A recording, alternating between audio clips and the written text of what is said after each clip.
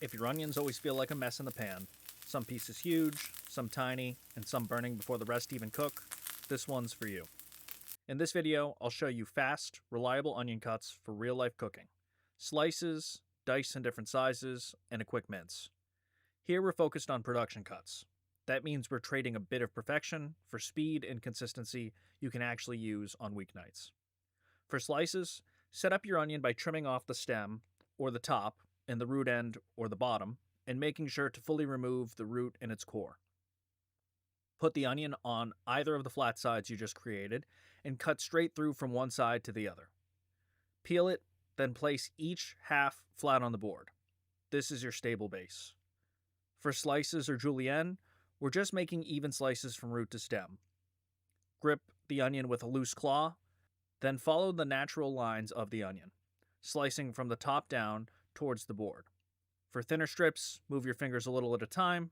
For thicker strips, take bigger steps. Same motion with different spacing gives you thick or thin onion slices without overthinking it. For dice, make one small change with how you set up. Trim off the stem end and some of the roots, but try to leave the root core on.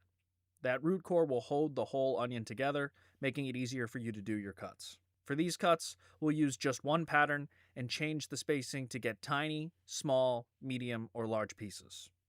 Make vertical cuts following the curve. Don't cut through the root, that's what holds everything together. Closer cuts give you smaller dice, wider cuts give you larger dice. Now turn the onion and slice straight down across all those cuts.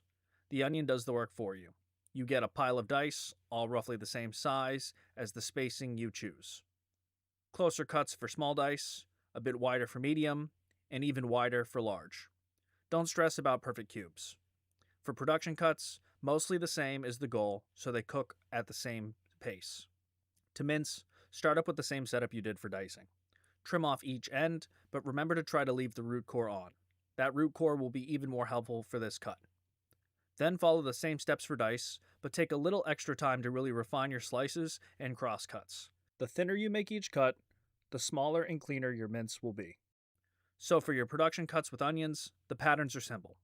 For slices, trim off both ends and follow the curve of the onion slicing through each side.